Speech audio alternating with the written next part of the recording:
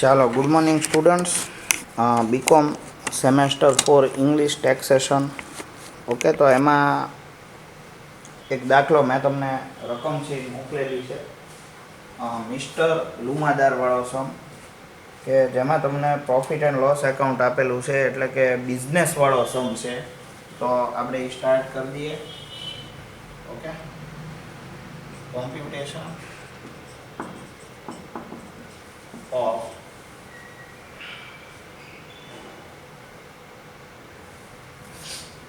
Income, અથવા તો આપણે એમ કરી નાખીએ કે બિઝનેસ ઇન્કમ, એવું લખી નાખો, business income of mister Lumadar. Okay, હવે આપણને બધાને ખબર છે કે જે બિઝનેસ પ્રોફેશન પ્રમાણે તમારું જે પ્રોફિટ એન્ડ લોસ એકાઉન્ટ આપ્યું હોય ત્યારે આપણી જે કેલ્ક્યુલેશન છે એની શરૂઆત ક્યાંથી થાય છે? તો કે એની શરૂઆત થાય છે net profit as per P&L account. Okay, તો આ તમે ચેક કરો તો P&L એકાઉન્ટનો પ્રોફિટ કેટલો છે? તો કે 2 લાખ રૂપિયા. હવે આમાંથી અમુક વસ્તુ એવી હોય છે કે જે માઇનસ થતી હોય છે, જેમ કે ઇન્કમ ફ્રોમ અધર સોર્સિસ હોય, કે હાઉસ પ્રોપર્ટીની ઇન્કમ હોય, કે ટૂંકમાં બિઝનેસ પ્રોફેશન સિવાયના હેડની જેટલી ઇન્કમ હોય બધી શું થઈ જાય? માઇનસ થઈ જાય. અને અમુક વસ્તુઓ છે એ શું થઈ જતી હોય છે? એડ થઈ જતી હોય, જેમ કે ડિસઅલાઉ થતી હોય. ઓકે, કઈ કઈ વસ્તુઓ ડિસઅલાઉ થાય? તો આપણને બધાને ખબર જ છે કે પર્સનલ છે, કે પછી કોઈ બીજા એવા એક્સપેન્સીસ છે કે જે અલાઉડ થઈ શકે એવા નથી. ઓકે, તો આપણે જોઈએ હવે. તો એમાં તમને જે ઇન્ફોર્મેશન આપી એમાં પહેલું જ કીધું કે travelling expenses includes ₹21,000 of personal expense. જ્યારે પર્સનલ એક્સપેન્સ હોય એટલે તમારે શું કરી દેવાનું? તો કે એને ડિસઅલાઉ કરો, એટલે કે પ્રોફિટમાં એડ કરવું પડે. ટ્રાવેલિંગ એક્સપેન્સ કાઉન્સમાં લખી નાખવાનું, કયો? પર્સનલ. કેટલો છે? 21,000. ઓકે, પછી તો કે આગળ વધો તો interest includes ₹3,000 interest on capital. હવે જો ઇન્ટરેસ્ટ ઓન કેપિટલ છે એ શેની ઉપર આપવામાં આવે? બિઝનેસનો જે ઓનર છે એની કેપિટલનું ઇન્ટરેસ્ટ છે. તો એ ઇન્ટરેસ્ટ કાયદેસર રીતે બિઝનેસ એક્સપેન્સ કહેવાય નહીં. પણ સામેની સાઈડ બીજા 2,000 જુઓ તો 2,000 છે એ તમારો કેવો એક્સપેન્સ છે? બિઝનેસ એક્સપેન્સ છે. તો ₹3,000 છે એ શું કરવા પડે? ડિસઅલાઉ કરવા પડે. અહીંયા લખી નાખવાનું ઇન્ટરેસ્ટ ઓન કેપિટલ. ઓકે, તો એ ડિસઅલાઉ થશે. કેટલી અમાઉન્ટ છે? 3,000. ઓકે, અને 2,000 છે એ અલાઉડ થાય છે, એટલે એને આપણે કોઈ ડિસઅલાઉ કરતા નથી. એના પછી અનપેડ સેલ્સ ટેક્સ ઇઝ ₹5,000. જો આ એક ખાસ યાદ રાખજો કે કોઈ પણ ટેક્સ હોય, ઇન્કમ ટેક્સની જે પ્રોવિઝન છે ને એ ખાસ યાદ રાખજો કે જો ટેક્સ છે એ તમે પે કર્યો હશે તો જ તમને માઇનસ કરવા મળશે. અનપેઇડ હોય તો તમને માઇનસ કરવા મળતો નથી. અને જો તમને અંદર ક્લિયર કટ કીધેલું છે અનપેઇડ સેલ્સ ટેક્સ છે, એટલે કે હજી ચૂકવવાનો બાકી છે. જ્યારે ચૂકવવાના બાકી હોય ત્યારે તમે માઇનસ કરી શકતા હોતા નથી. પછી આગળ વધો તો bad debt recovered ₹4,000 was not allowed as bad debt. જો 4,000 તમને આમ ટોટલ જોવા જાવ તો ₹10,000 છે પ્રોફિટ એન્ડ લોસ એકાઉન્ટમાં, પણ 4,000ની એમાઉન્ટ એવી છે કે જે પ્રીવિયસ યરમાં અલાઉડ કરવામાં નહોતી. હવે એનો મતલબ ડિસઅલાઉ કરવામાં આવી હતી, અને એ 4,000નો ટેક્સ ક્યારે પે થઈ ગયો તો? પ્રીવિયસ યર્સમાં. તો આ અત્યારે તમારે શું કરવું પડે? તો કે અત્યારે આ 4,000 છે એ તમારે પ્રોફિટમાંથી શું કરવા પડે? માઇનસ કરવા પડે. એટલે અહીંયા તમારે લખવું પડે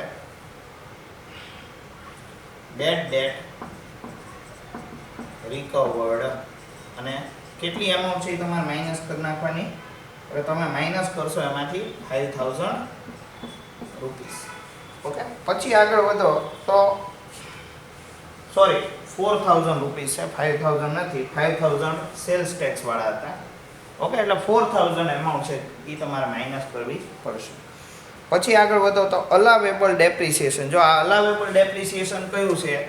અંડર સેક્શન 32 વાળું અલાવેબલ ડેપ્રિસિએશન, જે એઝ પર IT એક્ટ છે. ઓકે, તો આ તમારે માઇનસ કરી નાખવાનું 75,000. અને બીજું એક એડજસ્ટમેન્ટ તમારે સાથે કમ્પ્લીટ કરી નાખવું પડે. એ કયું? કે પ્રોફિટ એન્ડ લોસમાં જે ડેપ્રિસિએશન આપ્યો એઝ પર બુક્સ એ તમારે શું કરી દેવાનું? ડિસઅલાઉ કરવું પડે. એટલે અહીંયા લખવું પડે ડેપ્રિસિએશન એઝ પર બુક્સ, કે જે પ્રોફિટ એન્ડ લોસ એકાઉન્ટમાં છે. એ તમારે શું કરી નાખવાનું, ડીસેલ આઉટ કરી નાખવાનું. કેટલી છે એમાઉન્ટ, તો કે 78,000. ઓકે, પછી આગળ વધો તો નેક્સ્ટ એડજસ્ટમેન્ટ એવું છે કે એડવર્ટાઇઝમેન્ટ પેઇડ ₹2,000, એટલે કે એડવર્ટાઇઝમેન્ટ એક્સપેન્સ 2,000 નો કર્યો છે, જે બુક્સમાં લખવાનું ભૂલી ગયા છો. તો તમારે શું કરવું પડે, પ્રોફિટમાંથી માઇનસ થાય. એક્સપેન્સ હંમેશા ક્યાંથી માઇનસ થાય, પ્રોફિટમાંથી. તો અહીંયા આગળ લખી નાખવાનું અનરેકોર્ડેડ એડવર્ટાઇઝમેન્ટ એક્સપેન્સ માઇનસ કરી નાખો. કેટલી અમાઉન્ટ છે, ₹2,000. ઓકે, હવે તમે કહેશો સર એડજસ્ટમેન્ટ્સ તો બધા તમે કમ્પ્લીટ કરી નાખ્યા, હવે શું, તો કે હવે આપણે પ્રોફિટ એન્ડ લોસ એકાઉન્ટનું એનાલિસિસ સ્ટાર્ટ કરવું પડે. તો સૌથી પહેલું પ્રોફિટ એન્ડ લોસમાં તમને જે ઇન્ફોર્મેશન આપી શું છે, ઇન્કમ ટેક્સ ₹15,000. 15,000 રૂપિયાનો જે ઇન્કમ ટેક્સ છે એ એકચ્યુઅલી આપણે પર્સનલ એક્સપેન્સ ગણીએ છીએ. આની પહેલાંય ઘણીવાર ડિસ્કસ થઈ ગયું છે. તો એને શું કરી દેવું પડે, એડ કરી દેવું પડે. એટલે કે ઇન્કમ ટેક્સ છે એની અમાઉન્ટ કેટલી લખવાની, તો કે 15,000 રૂપીસ. પછી આગળ વધો તો પ્રોફેશનલ ટેક્સ છે. જો પ્રોફેશનલ ટેક્સ છે એ કોઈ પર્સનલ એક્સપેન્સ નથી, તમારા એમ્પ્લોયી માટે તમે જે પ્રોફેશનલ ટેક્સનો જે એક્સપેન્સ કરેલો છે, એટલે કે વન કાઇન્ડ ઓફ ઈ શું છે, તો કે બિઝનેસ એક્સપેન્સ છે. ઓકે, પછી આપણે જોઈએ તો આગળ ડિવિડન્ડ કલેક્શન એક્સપેન્સ. જો જે ડિવિડન્ડ છે એ આપણે શું કરીએ છીએ, કલેક્ટ કરીએ છીએ, અથવા તો ડિવિડન્ડ કંપનીમાંથી આવતો હોય એ કલેક્ટ કરવા માટે આપણે બેંકને ઇન્ફોર્મ કરી રાખ્યું હોય, એને રિલેટેડ ચાર્જિસ છે. જો હવે ડિવિડન્ડ ઇન્કમ તમારે વિચારવાનું કે આ ઇન્કમ ક્યાં આગળ પહેલાં તો ટેક્સેબલ થાય. તમે કહેશો સર ઇન્કમ ફ્રોમ અધર સોર્સિસમાં ડિવિડન્ડ આવે. ઓકે, અને એક્ઝમ્પ્ટ પણ છે ટેક્સમાંથી. ઓકે, તો એને રિલેટેડ કોઈ પણ પ્રકારનો એક્સપેન્સ છે અહીંયા માઇનસ કરી શકાય નહીં. ન કરી શકાય એટલે શું કરી દેવાનું, અહીંયા તમારે એડ કરી દેવું પડે ડિવિડન્ડ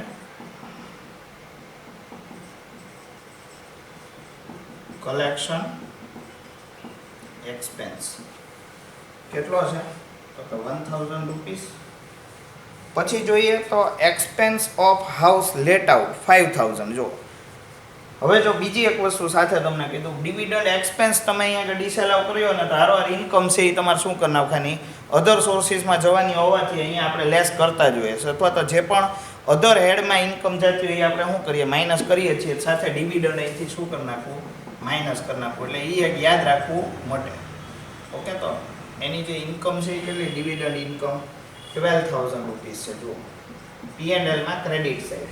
ઓકે, એટલે આ ડિવિડન્ડ વાળું એડજસ્ટમેન્ટ અહીંયા શું થઈ ગયું, કમ્પ્લીટ થઈ ગયું.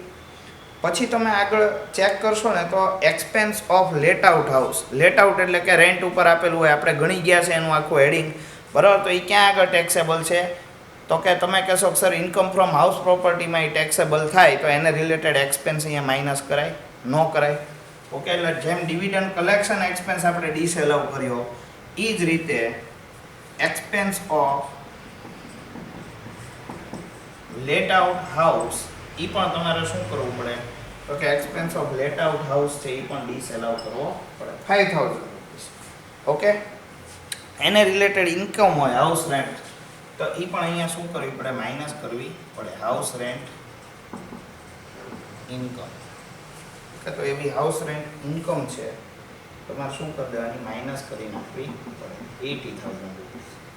ઓકે, એના પછી ચેક કરો તો તમને આપેલું છે ચેરિટી એક્સપેન્સ. જો ચેરિટી છે એ કેવો એક્સપેન્સ છે, તો કે નોન બિઝનેસ એક્સપેન્સ છે. P&Lમાં શું થઈ જાય, ડિસએલાવ કરવો પડે. ડોનેશન થયું, one kind of charity means. Okay, 8,000 rupees છે એ તમારે શું કરી નાખવાના, 8,000 છે એ ડિસએલાવ કરી નાખવા પડે.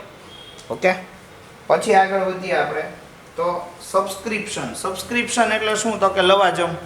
ઓકે, અને લવાજમ છે એ શેના માટેનું હોય, તો કે ઘણીવાર મેગેઝિન અથવા ન્યૂઝપેપરનું હોય. That is your business expense. પછી તમે કહેશો સર લીગલ ફી, તો લીગલ ફી છે એ કેવો એક્સપેન્સ છે, આપણો બિઝનેસ એક્સપેન્સ છે. વર્કરને સેલરી પે કરી, બિઝનેસ એક્સપેન્સ છે, એમાં કોઈ ડિસએલાવ કરી શકાય એવી બાબત નથી.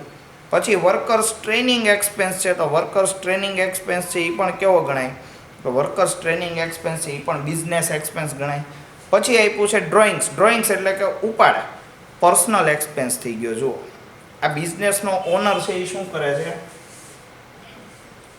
પર્સનલ એક્સપેન્સ અથવા તો ઘર ખર્ચ માટે પૈસા ઉપાડેલા છે, એ કોઈ તમારો બિઝનેસ એક્સપેન્સ નથી. એટલે 12,000 તમારે શું કરી દેવાના? ડિસએલાઉ કરી નાખવાના. પછી આગળ જુઓ તો ડેપ્રિસિએશન. તો બુક્સનું જે ડેપ્રિસિએશન હોય એ આપણે અહીંયા આગળ 78,000 ડિસએલાઉ કરી દીધું છે. ટ્રાવેલિંગ એક્સપેન્સનું જે એડજસ્ટમેન્ટ હતું, ફર્સ્ટ એડજસ્ટમેન્ટ, તો એની ઇફેક્ટ પણ આપી દીધેલી છે. ઇન્ટરેસ્ટ હતું તો ઇન્ટરેસ્ટ એક્સપેન્સ છે એને રિલેટેડ જે પણ એડજસ્ટમેન્ટ હતું એ આપી દીધું. જો ઓકે, એટલે એ કામ એ પૂરું છે. ગ્રુપ ઇન્સ્યોરન્સ પ્રીમિયમ, જો તમે તમારા એમ્પ્લોયીનું જે ગ્રુપ છે એના માટે જે ઇન્સ્યોરન્સ પ્રીમિયમ લીધું અને તમે ભર્યું, ટોટલી બિઝનેસ એક્સપેન્સ છે, કોઈ પણ વસ્તુ નથી, પર્સનલ એક્સપેન્સ નથી. કે તમારે ખાસ યાદ રાખવાનું કે આટલી બાબતો ઉપર જ ધ્યાન આપવાનું. તમારે કોઈ પણ એક્સપેન્સ આવે એટલે જોવાનું એક્સપેન્સ છે એ તમારો બિઝનેસ એક્સપેન્સ છે. પછી તમારે એમ જોવાનું કે ભાઈ આમાં જે પણ બીજી કોઈ ઇન્કમને રિલેટેડ એક્સપેન્સ તો નથી, કેપિટલ એક્સપેન્સ તો નથી. આવી બધી વસ્તુઓ ચેક કરી લો એટલે બાકી કાંઈ એમાં હોતું નથી.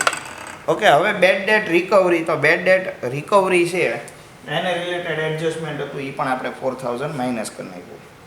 ઇન્કમ ટેક્સ રિફંડ કેટલા રૂપીસનું તમને આપ્યું? તો કે 3,000 રૂપીસનું ઇન્કમ ટેક્સ રિફંડ છે. એ તમારી ઇન્કમ ગણાશે નહીં, ખાસ યાદ રાખજો. અહીંયા ઇન્કમ ટેક્સ આપણે ભરીએ અથવા તો કોઈ પણ ઇન્કમ ટેક્સનું ટ્રાન્ઝેક્શન આપે તો ડિસએલાઉ કરીએ અને એડ કરીએ છીએ, તો એને રિલેટેડ રિફંડ આવે તો એ શું કરી નાખવાનું? માઇનસ કરી નાખવું પડે. ઓકે, એટલે income tax refund, income tax refund. તો એ રિફંડ છે એ કેટલા રૂપીસનું છે? તો કે 3,000 રૂપીસ. માઇનસ કરી નાખો. પછી તો કે પ્રોફેશનલ ટેક્સનું જે રિફંડ છે, તમે ભર્યો ત્યારે એ એક્સપેન્સ હતો, રિફંડ થયું તો એ તમારો બિઝનેસ ઇન્કમ જ ગણાય. એટલે એમાં આપણે બહુ ફેરફાર કરતા નથી. હાઉસ રેન્ટ છે તો હાઉસ રેન્ટ આપણે શું કરી નાખ્યું? જુઓ અહીંયા આગળ માઇનસ કરી નાખ્યું છે. ડિવિડન્ડ, ડિવિડન્ડ ઇન્કમ પણ આપણે શું કરી નાખી? માઇનસ કરી નાખીશ. કેમ? તો કે આ બધી ઇન્કમ એવી છે કે જે અધર સોર્સિસમાં જશે. ક્યાં જશે? અધર સોર્સિસમાં.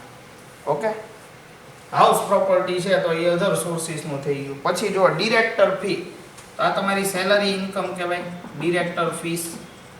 ઓકે, તો ડિરેક્ટર ફીસ છે એ 44,000 રૂપીસ છે, એ શું થઈ જશે? માઇનસ થઈ જશે. ઓકે, એટલે આટલી વસ્તુઓ છે એ તમારે ધ્યાનમાં લેવી પડે. ઓકે, અહીંયા તમારું કામ છે એ પૂરું થઈ જાય. તમારે સીધો જ છે એ જવાબ મેળવવા તરફ આગળ વધવું જોઈએ, કારણ કે એડજસ્ટમેન્ટ પૂરા થઈ ગયા. પ્રોફિટ એન્ડ લોસ એકાઉન્ટનું એનાલિસિસ છે એ પણ પતી ગયું. ઓકે,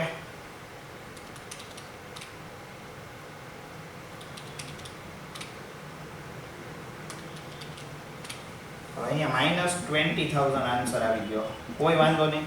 હવે એમાં આટલી વસ્તુઓ પ્લસ કરવા માંડો. 21,000, 3,000, 78,000, 15,000, 1,000, 5,000, પછી 8,000 અને 12,000. 1,23,000 એવો કંઈક આન્સર આવે છે. બુકમાં જોઈ લઈએ શું આવે છે. ઓકે, બુકમાં પણ સેમ વે આન્સર છે મેચ થઈ જાય. 1,23,000 શું કહેવાય? Taxable profit. ઓકે, તો આ તમારી બિઝનેસ પ્રોફેશનની કેવી ઇન્કમ કહેવાય? ટેક્સેબલ ઇન્કમ કહી દેવામાં આવે છે. ઓકે, તો આપણે અત્યારે આમાં આટલું રાખીએ છીએ. જોઈ લો.